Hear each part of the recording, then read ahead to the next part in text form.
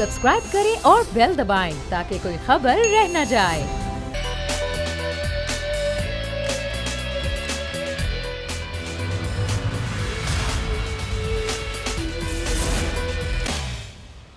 बिस्मिल्लाहिर्रहमानिर्रहीम, अस्सलाम वालेकुम। प्रोग्राम में मैं सुमैया रिजवान आपको वेलकम कहती हूँ। वैसे बहुत सारी खबरें हैं और ज़ाहिर है आपको पता है कि आज जो काबीना है, वफाकी काबीना, उसने आज ये फैसला किया है कि ब्रॉडशीट कमीशन की जो रिपोर्ट है उसको पब्लिक किया जाएगा।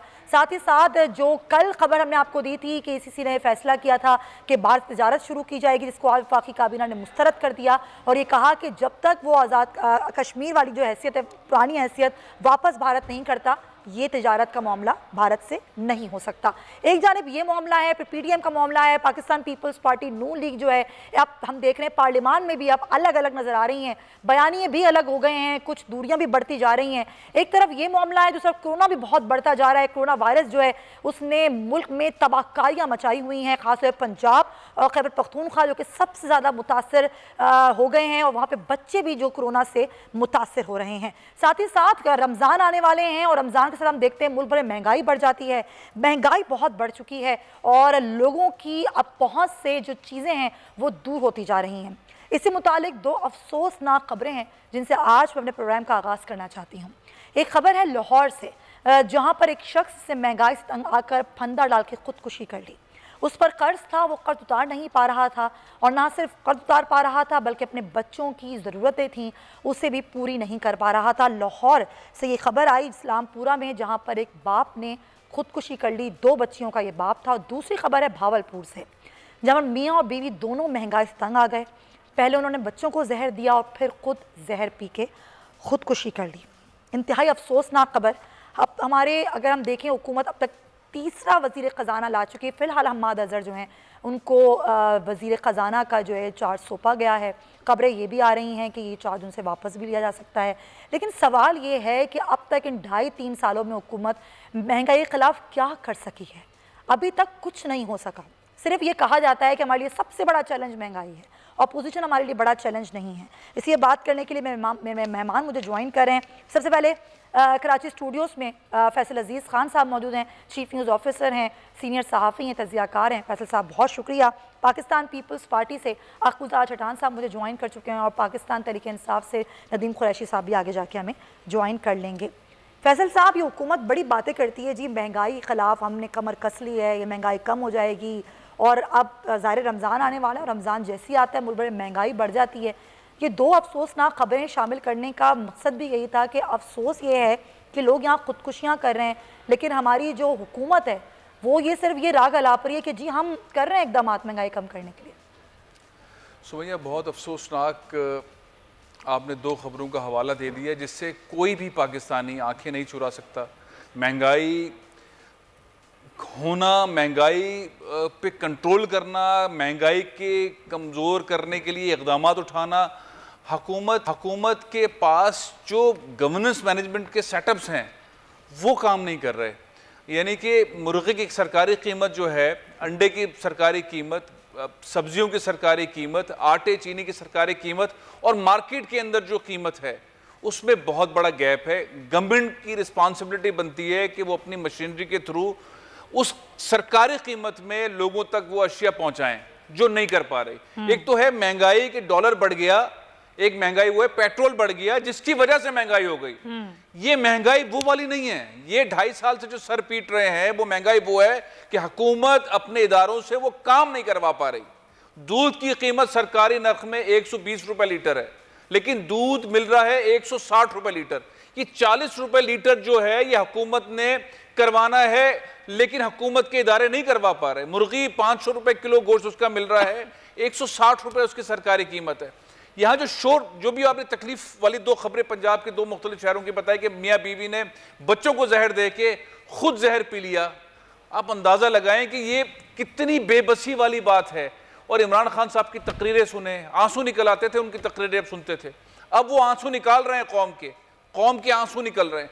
जो मैकेनिज्म है, जो ऑर्डिनेंस निकाले, जो तरीक़ेकार उनके थे, वो कहीं पर भी ग्राउंड पर नजर नहीं आ रहे कि मैं मुनाफाखोरों को नहीं छोड़ूंगा, मैं जो स्मगलर्स हैं उनको नहीं छोड़ूंगा, हम ऐसा कर देंगे। एक बार तो उन्होंने ISI वालों को कह दिया कि आटा जहां जहां है वो सारी आटा और चीनी जो है बाहर निकाल के लेकर आए, और ISI ने फिर जो है 1600 मकामात पे जो छापे मारे, आटा और चीनी आ गया।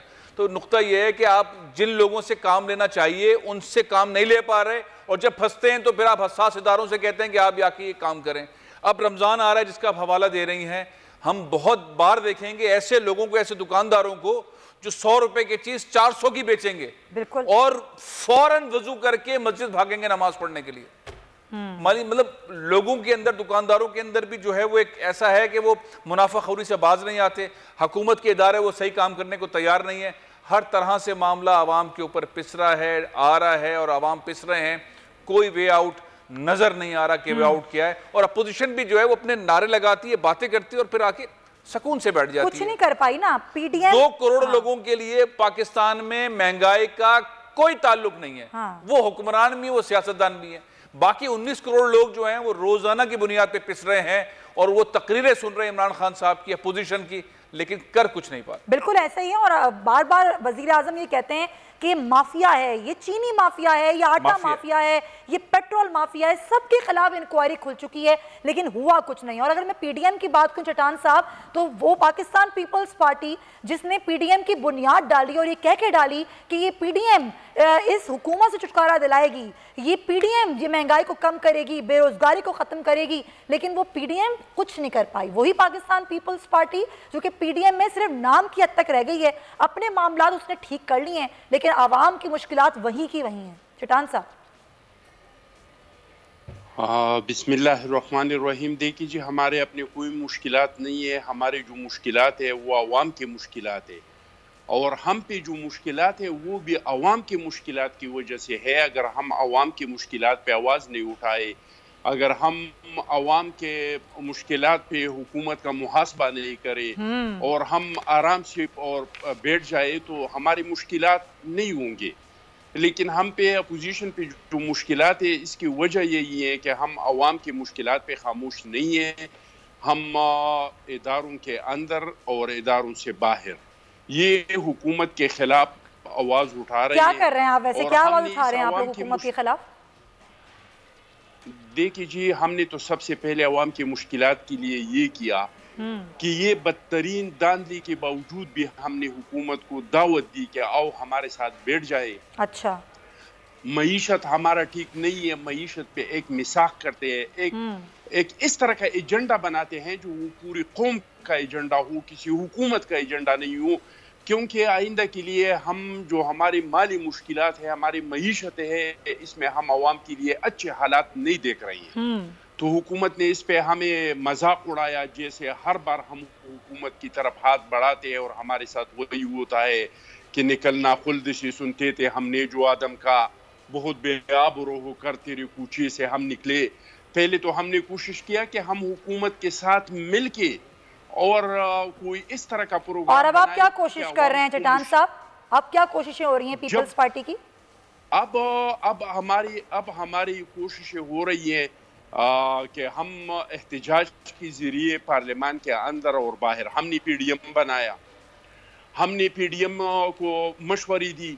पहले हमने उसको ये मशवरा दिया कि आप लोग अपोजिशन को, कि आप लोग असम्बलियों के सामने आ जाए। अगर अभी ये हुकूमत आप लोग नहीं आएंगे और हुकूमत ख़त्म होगा तो ये एक्सपोज नहीं होंगे, ये एक्सपोज हो जाएंगे। इसके बाद हमने पीडीएम बनाया और पीडीएम को हमने जो जो मुशावरत दी कि ज़िमनी इलेक्शन में हिस्सा लेना चाहिए, ज़िमनी इलेक्शन में हुकूमत को हमने हरा भी दिया, एक्सपोज भी किया। हमने सेनेट के इलेक्शन में हुकूमत को हरा भी दिया, हुकूमत को एक्सपोज भी किया। और हम समझते हैं कि अगर अचानक ये फैसला न हो जाता कि इस्तीफाओं के बगैर लॉन्ग मार्च की कोई अहमियत नहीं है और ये लॉन्ग मार्च हो जाता, तो मैं समझता हूँ कि हुकूमत इससे और कमजोर हो जाता। और फिर जो जिस तरीके से हमारा अगर पीडीएम कमजोर हुई है तो क्या उसकी वजह पाकिस्तान पीपल्स पार्टी नहीं है? जी, अगर पीडीएम कमजोर हुई तो उसकी वजह पीपल्स पार्टी नहीं है? इसके जिम्मेदार मैं दो लोगों को समझता हूँ जो भी है। अच्छा, एक तो उस आदमी को समझता हूँ जिन्होंने पीपल्स पार्टी की दुखती रग पे हाथ रख दिया, क्योंकि हम बार बार बरमला कहते हैं कि हम पार्लिमानी फोरम को खाली नहीं छोड़ सकते, कि गैर जमहूरी ताकतें आके इसमें अपने लोगों को लाए, हमारे 18वीं तरमीम को ख़त्म करे, या जिस तरह की दावे की जा रही है कि हम सदारती तर्जी हुकूमत कायम कर रहे हैं और पार्लिमानी तर्जी हुकूमत को ख़त्म कर रहे हैं, कि ये चीज़ नहीं हो, तो एक जिम्मेदार वही शख्स है जिन्होंने लॉन्ग मार्च को शर्त कर दिया इस्तीफाओं के साथ। दूसरा वो बंदा इसका जिम्मेदार है जिन्होंने पीडीएम की तरफ से इंतखाब किया एक ऐसे शख्स का। तो यानी कि आप ये समझते हैं कि नून लीग जो है वो जिम्मेदार है, पीपल्स पार्टी ने मियां साहब की वापसी को मशरूत नहीं किया। आप ये नहीं समझते कि आपने पाकिस्तान मुस्लिम लीग नून से बात किए बगैर सेनेट में अपना अपोजिशन लीडर ले आए और संजरानी साहब से मुलाकात कर ली, तो आप ये समझते हैं कि इस तमाम तक चीज़ों के जिम्मेदार जो है वो नून लीग है, पाकिस्तान पीपल्स पार्टी नहीं है? और अगर पाकिस्तान पीपल्स पार्टी नहीं है, कैटान साहब सवाल सुन लें। जी जी सुमैया जी जी, मैं आपको ये बताऊं, आपको किसने कहा है कि हमने नून लीग से या पीडीएम से नहीं पूछा और हमने अपना पोजीशन लीडर लाया? हमने दरख्वास्त किया पीडीएम से भी और मुस्लिम लीग नून से भी कि देखे पीपल्स पार्टी बड़ी पार्टी है, आपके साथ पार्लियामान में 2 अहम ओहदे हैं, आपके साथ अपोजिशन लीडर का ओहदा है, आपके साथ पब्लिक अकाउंट कमेटी का चेयरमैन है, चूंकि सेनेट में हमको अक्सरियत हासिल है तो यहाँ पे पोजीशन लीडर हमारा होना चाहिए ताकि एक अहम ओहदा हमारे साथ भी हो। इसके बाद भी हम खामोश हो गए, उन्होंने कह दिया कि नहीं अभी हमने कह दिया है, हमने कहा चलो कह दिया है, लेकिन फिर उन लोगों ने जो कैंडिडेट सामने लाया उसको तो हम वोट नहीं दे सकते थे जिन्होंने बीबी शहीद पॉइंट टेकन चट्टान साहब। लेकिन अभी आगे आप अगर पीडीएम को कुछ करना है और अगर वाकई पीडीएम बताना चाहती है कि पीडीएम अभी भी जिंदा है, टाई फिश नहीं हुई है, तो जाहिर है आप लोगों को अपना इत्तेहाद सिर्फ बताना नहीं होगा, दिखाना भी होगा। मुझे एक और टॉपिक डिस्कस करना है, बड़ा अहम टॉपिक है। कल हमने बात की थी और सराइकी सूब्स की आवाज़ उठाई पाकिस्तान तहरीक इंसाफ ने, लेकिन मैं कराची की बात करना चाहती हूँ। कराची के मसाइल जितने ज़्यादा हैं और यहाँ पर भी एमक्यूएम आवाज़ उठाती है कराची सूबे की। जब वो कराची सूबे की आवाज़ उठाती है तो पाकिस्तान पीपल्स पार्टी माइंड कर जाती है। ऐसा क्यों होता है? कराची के मसाइल का हल क्या है? कमेटियां या फिर एक अलग सूबा? ज़रा उस पर मैं रोशनी डालना चाहती हूँ। कराची के इंफ्रास्ट्रक्चर की बात हो, कराची में जो बारिश के बाद सूरत हाल पैदा होती है वो बात हो, कि इलेक्ट्रिक के जो जुल्म सितम कराची वालों पर हैं वो मामला हो, या कराची के नौजवानों को सरकारी नौकरियां ना मिलना।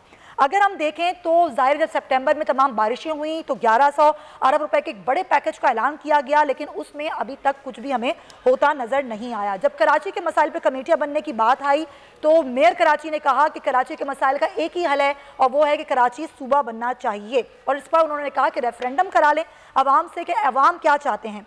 उसके बाद उन्होंने कहा कि मर्दमशुमारी भी गलत हुई, और अब इस बात का जो इरादा है वो पाकिस्तान पीपल्स पार्टी भी कर रही है। पाकिस्तान पीपल्स पार्टी कहती है कि बिल्कुल मर्दमशुमारी गलत हुई है और आधी आबादी जो है वो दिखाई गई है। तो क्या हल क्या है इसका? ज़रा इस पर बात करूंगी। मैं रेहान हाशमी साहब मेरे साथ मौजूद हैं एमक्यूएम पाकिस्तान से, फिर अपने दीगर मेहमानों की भी जो है वो गुफ्तगू शामिल करेंगे। रेहान साहब, आप लोग बात करते हैं अलग सूबा होना चाहिए, कराची के मसाइल का हल क्या है? कमेटियां जो कि बनती रही हैं, हमने देखा 2018, 19, 20 सब में कमेटियां बनी, या फिर कराची में अलग सूबा बनना ही आपके नजदीक हल है?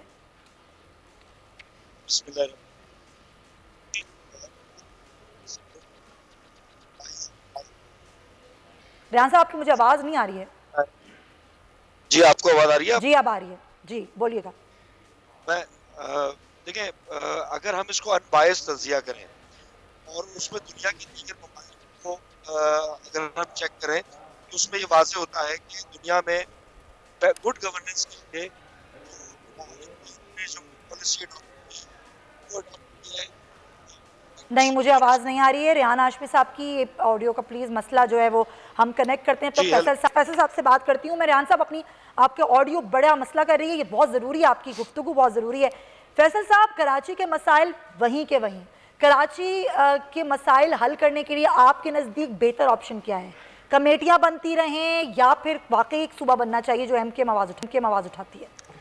देखिए, एमक्यूएम का आवाज़ उठाना, पीएसपी का आवाज़ उठाना, जमात इस्लामी का कराची के लिए हक मांगना, ये मुसलसल तहरीकें चल रही हैं। और जब भी सूबे की बात होती है तो एक जज्बाती मामला आता है कि हम सिंध नहीं तोड़ेंगे, सिंध नहीं टूटेगा, और ये हम पता नहीं कब से देखते आ रहे हैं।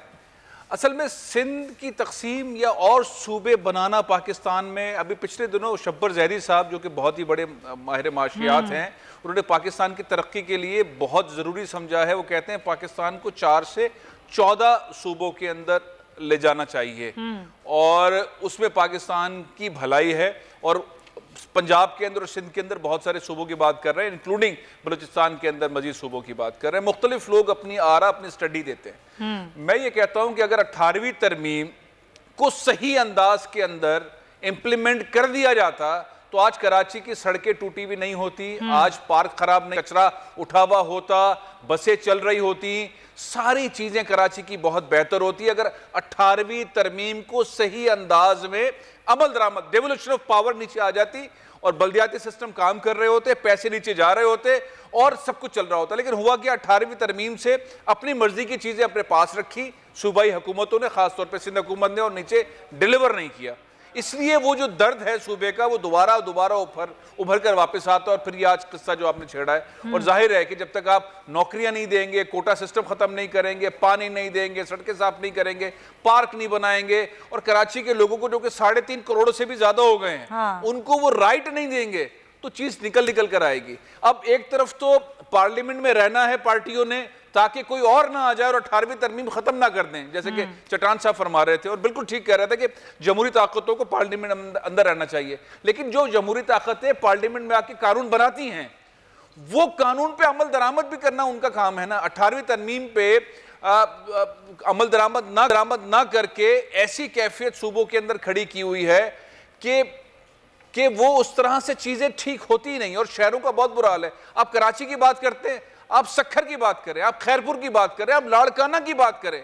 सखर में एक वजीर ने पिछले दिनों कहा, जो ट्रांसपोर्ट के वजीर, उन्होंने कहा कि हमने पीपल्स पार्टी के इस दौर में 1000 अरब नहीं 600 अरब रुपए इस्तेमाल किए हैं, खर्च किए हैं।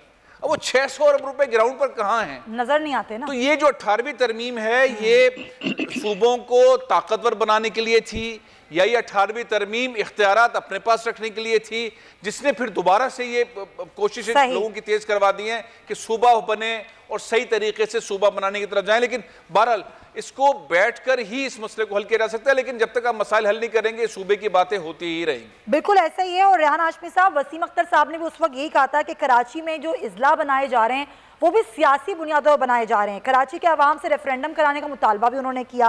उन्होंने कहा कि अगर किमाड़ी को जिला बनाने से पहले कराची के स्टेक होल्डर्स को एतमाद में नहीं लिया गया। एमक्यूएम बात तो करती है, लेकिन सिर्फ बात ही करती है। एमक्यूएम ने इस पर सही तरीके से, आपको लगता है, अब तक आवाज़ उठाई है? कराची के मसाइल हल करने के हवाले से खुद एमक्यूएम भी हुकूमतों का हिस्सा रही है हमेशा।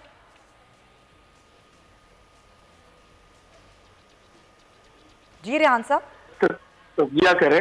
हाँ, तो हमारे सामने ये चीज आएगी कि दुनिया के दीगर ममालिक में गुड गवर्नेंस के लिए एडमिनिस्ट्रेटिव यूनिट्स बनाए जाते हैं। इसमें कोई मुज़ायका नहीं है, एथनिसिटी के ऊपर नहीं, एडमिनिस्ट्रेशन की बुनियाद के ऊपर बनाए जा सकते हैं। मगर यहाँ पर एक ही पॉलिटिकल पार्टी की दो राय, कॉन्ट्रडिक्शन नजर आता है।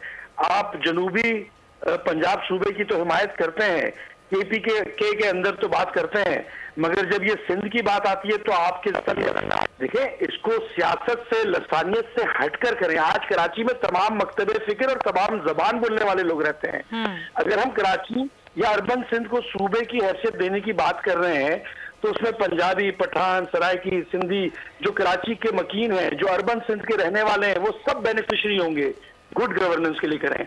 एक तो कॉन्ट्राडिक्शन ये नजर आता है सामने।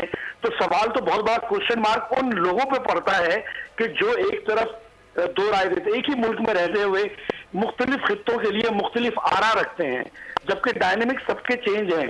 और कराची के डायनेमिक को बेहतर करने के लिए इकोनॉमिक हब है आपके मुल्क का। अगर आप मुल्क को तरक्की देना चाहते हैं तो कराची को बेहतर करना है आपको। लसानियत की बात क्यों करते हैं? अच्छा, दूसरी जानिब अगर हम और मजीद निचली सतह पर आए, देखिए आर्टिकल 140A कॉन्स्टिट्यूशन का बहुत ही क्लियरली कहता है कि फाइनेंशियल पावर जो है वो डिवॉल्व की जाए।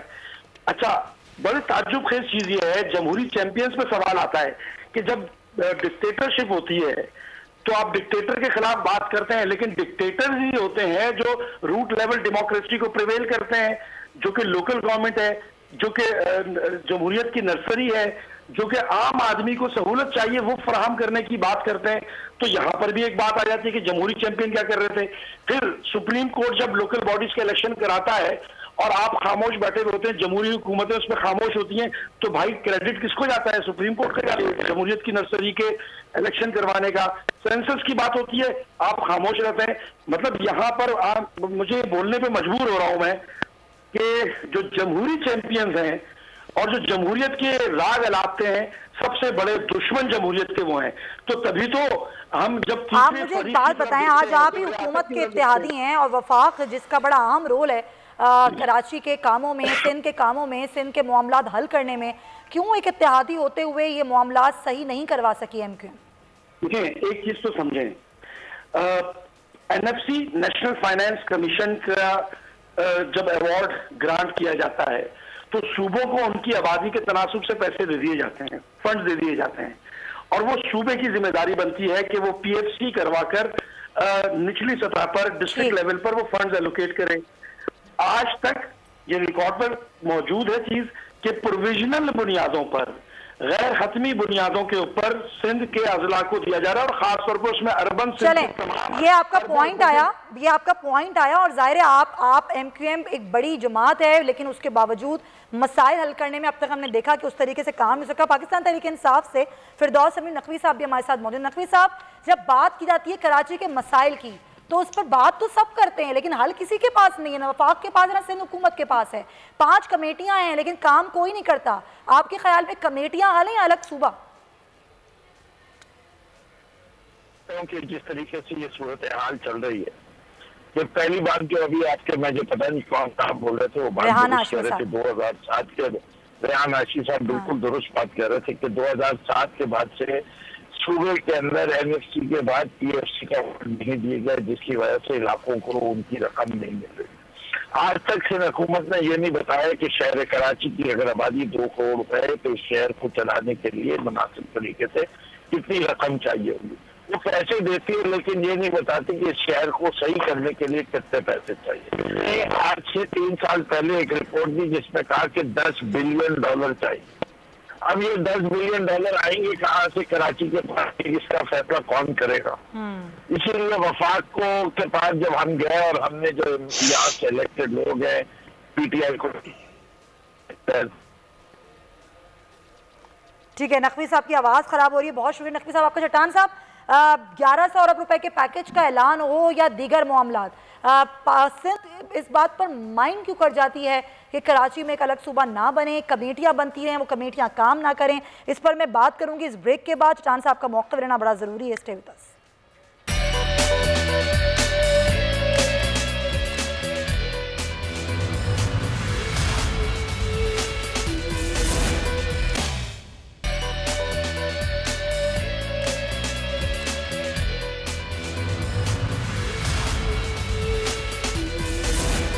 Welcome back. आज के प्रोग्राम में हम बात कर रहे थे कि कराची के मसाइल का हल क्या है। एमक्यूएम मुतालबा करती है अलग सूबे का, लेकिन पाकिस्तान पीपल्स पार्टी इसकी मुखालिफ है। कई पैकेजेस आए, कई कमेटियां बनी, लेकिन मसाइल जूं के तू हैं। चट्टान साहब, क्या मौक़िफ़ है आपका?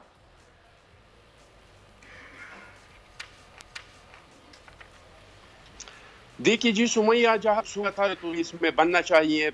सारी दुनिया में आप देख ले, जहाँ पे 6-6, 7-7 सूबे थे, आज इनके 21-22 सूबे हैं। और आइन में इसका तरीक़ाकार है कि असेंबली में बिल आए और वो बिल जो है भारी अक्सरियत से पास हो जाए, और फिर इसका एक प्रोसेस है कौमी असेंबली में भी,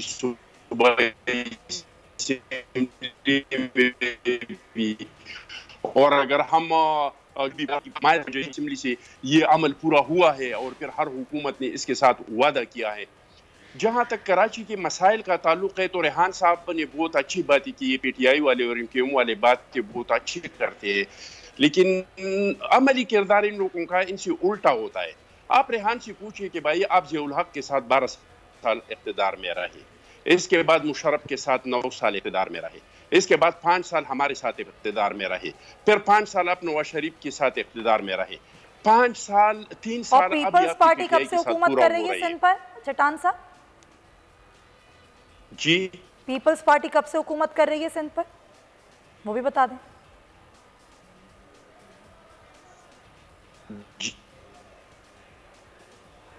मैं आ रहा हूँ, पीपल्स पार्टी का भी बता रहा हूँ, पहले तो इसका जवाब दे दो, मैं अपना भी जवाब दे रहा हूँ। जो हमारा भाई शमीम नकवी साहब ने बात की, उन्होंने बहुत अच्छी बात की। सर सबने अच्छी बातें कर ली, आप मुझे ये बताएं कराची के मसाइल का हल कब निकालेगी पीपल्स पार्टी? सिंध हुकूमत क्या कर रही है? लोगों के घरों में पानी चला गया था सर, लोग डूब रहे थे, सैलाबी कैफियत थी। कराची आप बात नहीं समझ रहे के तो अपना भी हिसाब किताब कौम को दे दे कि फेडरल गवर्नमेंट ने वहां तक क्या किया है। मैं मानता हूं कि कराची जितना। चले, बहुत शुक्रिया खुदा चट्टान साहब, आपकी आवाज़ भी मुझे काफ़ी प्रॉब्लम कर रही है, लेकिन सिंध वाकई जवाब देने से कासर नज़र आती है कि आखिर मसाइल का हल उनके पास क्यों नहीं है। मैं छोटा सा आपका मौक़िफ़ लेना चाहूँगी। फैसल साहब, मुझे अपनी स्टोरी चेंज करनी है। आपको लगता है वफाक हो या सिंध हुकूमत कोई संजीदा है कराची के मसाइल के लिए? देखिए, कराची एक ऐसे नहज पर आ गया है जहाँ पर उसके मसाइल इतने ज़्यादा हैं। 6 कंटोनमेंट्स हैं, फेडरल टेरिटरीज़ हैं, जो मेयर होता है उसके बाद 33% शहर की पावर्स होती हैं, और कोई वोट यहाँ से लेता है और कोई वोट नहीं लेता। पाकिस्तान पीपल्स पार्टी सूबे पे हुकूमत करती है, उससे कराची से वोट नहीं मिलते। PTI को यहाँ से वोट मिला, लेकिन चूंकि 18वीं तरमीम के तहत वो सूबे में वफाक आके काम नहीं कर सकता है, इसलिए काम नहीं हुआ। MQM के पास सीट्स रहती हैं, MQM कुछ कर नहीं सकती। तो ये बड़ा बेहंगम किस्म का एक मसला है। इसको फेडरल टेरिटरी के तौर पर एक फार्मूला था कि वफाक अपने कंट्रोल में ले ले और कुछ साल तक इसको ठीक करके चलाए। पीपल्स पार्टी ये मानती नहीं है। पीपल्स पार्टी इसलिए डिलीवर नहीं करती, उसे यहाँ से वोट कभी नहीं मिलेंगे। बड़ा पेचीदा किस्म का मामला है। मुशर्रफ दौर के अंदर जो कराची पे पैसे लगे, जो काम हुआ, उसके बाद से चीज़ें ठीक नहीं हुई। लेकिन पीपल्स पार्टी अब अपनी राय तब्दील कर रही है। वो समझती है कि यहाँ अगर हम काम करेंगे तो हमारा वोट बैंक बनेगा, लेकिन जिस तरह काम करने की ज़रूरत है वैसे काम नहीं हो रहा। और छोटी सी बात एक ये कि अगर कराची में ये इमदादी काम करने वाली NGOs ना हो, सैलानी ना हो, आलमगीर ना हो, JDC ना हो, मुस्लिम हैंड्स ना हो, ये इदारे अगर ना और बहुत सारे इदारे हैं, तो यहाँ पानी पीने का ना मिले, लोगों को खाना ना मिले, लोगों को रोजगार ना मिले और पानी बारिशों में लोग डूब जाएं, तो सूरत हाल ये है कि बिल्कुल हैंड्स अप वाली सूरत हाल है। इस पे दानिशमंदी के साथ सोचने की जरूरत है। इमरान खान साहब ने बहुत सारे वादे किए हुए हैं, बिलावल भुट्टो जरदारी साहब ने वादे किए हुए हैं, जमात इस्लामी बहुत शोर मचा रही है, PSP की लीडरशिप बहुत शोर मचा रही है, MQM हुकूमत में रहते हुए भी शोर मचा रही है, पहले भी मचा रही थी, लेकिन हुकूमत में बहुत रही है MQM। अगर कराची का मसला हल नहीं हुआ तो MQM और इत्तेहादी होते हुए भी शोर मचा रही है, अपनी बात जो है वो नहीं पहुंचा पाती वफाक। लेकिन कराची के लोगों के लिए मसला हल होना बहुत ज्यादा जरूरी। बिल्कुल सही कह रहे हैं, जरूरी तो है, कौन करेगा? जी रेहान साहब, क्या कहेंगे आप?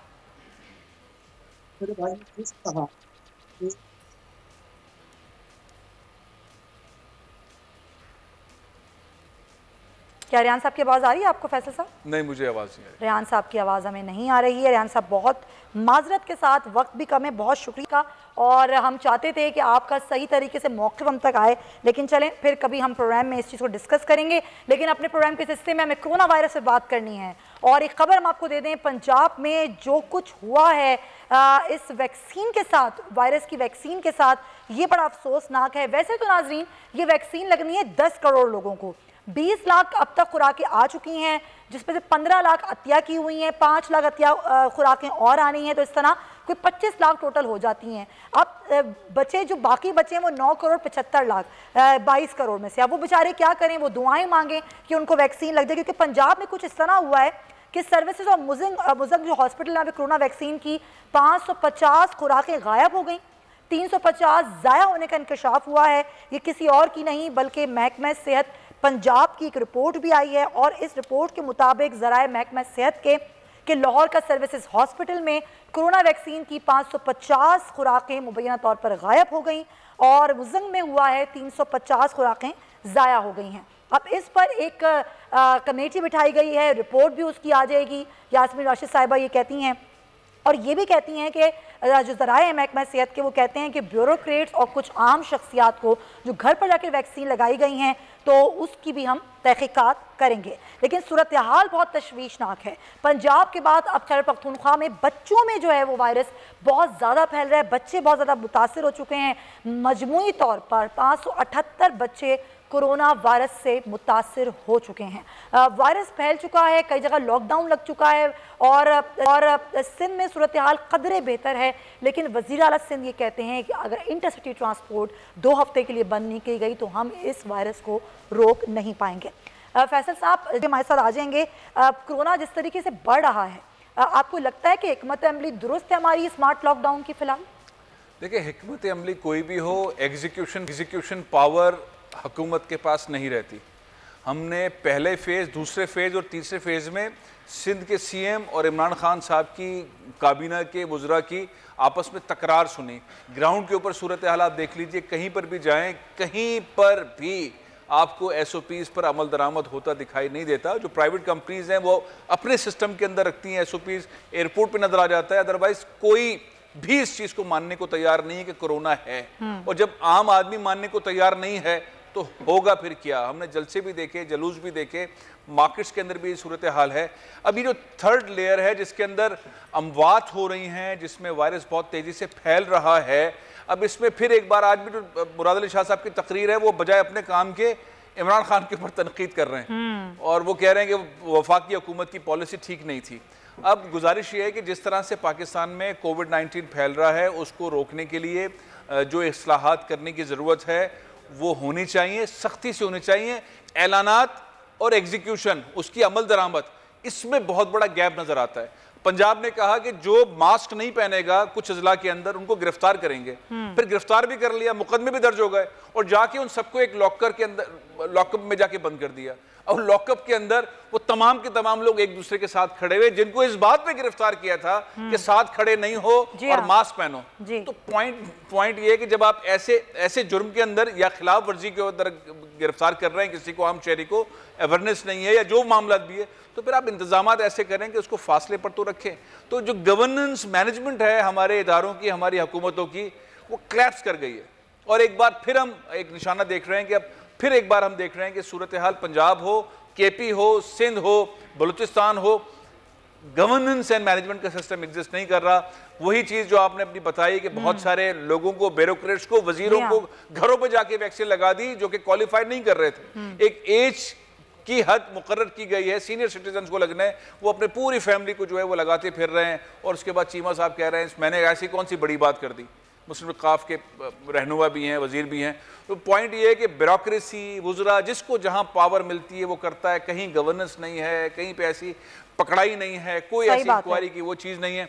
हम इस सारे सिनेरियो के अंदर आम आदमी को फिर एक तरफ दूर कुचलता हुआ, धक्के देता हुआ एनवायरनमेंट देख रहे हैं। और इमरान खान साहब की आप तकारीर सुन लें, PTI की तकारीर सुन लें, ऐसा लगता है कि सब कुछ ठीक होने की तरफ बढ़ रहा है, लेकिन अमली तौर पर ऐसा है नहीं। और मजे की बात यह कि वैक्सीन जो आ गई है वो अभी तक कितने लोगों को लग पाई है, ये भी एक बहुत बड़ा अलमिया है कि हमारे यहाँ जिस तरह से वैक्सीन लगनी चाहिए थी वो अमल भी सुस्ती का शिकार हो गया है। डॉक्टर साद खान हमारे साथ मौजूद है, वैक्सीनेशन पर करेंगे। डॉक्टर साहब बहुत शुक्रिया। अब ज़ाहिर सूरत हाल ये है कि वैक्सीन जो कि साइन अप फॉर्म की है, जो कि अतिया की गई वैक्सीन है, वो हम फिलहाल लगा रहे हैं। जो रूसी वैक्सीन है उसके हवाले से भी अभी तक कीमत का तयन नहीं हो सका। आपके ख्याल में ये जो वैक्सीन जो अभी 25 लाख का मैंने फिगर बताया है कि ये टोटल फिगर फिलहाल हमारे पास हो सकेगा जो कि हमें अतिया की जाएंगी, उसके अलावा हमारी इतनी बड़ी आबादी है, उसको ये आपको लगता है हुकूमत कब तक वैक्सीन लगा पाएगी? जी, इस वक्त जो वैक्सीन का जो इस वक्त जो सिलसिला चल रहा है across the Sindh in different in different centres, इस वक्त वैक्सीनेशन का सिलसिला जिस तरह आपको पता है वो चल रहा है। This will go on for another maybe 6 months to 7 months, considering कि हम मज़ीद हमें वैक्सीनेशन की जरूरत पड़ेगी। इसमें 3 मिलियन हमने मेरे ख्याल से मज़ीद ऑर्डर हो चुकी है। तो we are expecting a lot more vaccinations to come in the future. लेकिन इसके अंदर हम ये देख रहे हैं कि लोगों का जो रुझान है वो वैक्सीनेशन की तरफ नजर नहीं आ रहा है, या लोगों को इस वक्त समझ नहीं आ रहा है कि ये लगानी चाहिए या नहीं लगानी चाहिए। तो इस वक्त हमको advocacy of vaccination and towards prevention is the most important thing which we all need to talk about. बिल्कुल आप सही कह रहे हैं। बहुत शुक्रिया डॉक्टर साद खान साहब। और वो यही कह रहे हैं कि वैक्सीन जो कि हर किसी का हक है, हुकूमत को ज़रूर इस पर सोचना होगा कि किस तरीके से हम वैक्सीन के जो अमल है उसको लेकर आगे बढ़ रहे हैं, क्योंकि वैक्सीन लगना हर शख्स का हक है और इस प्रोग्राम को तेज़ी के साथ आगे बढ़ाने की ज़रूरत है।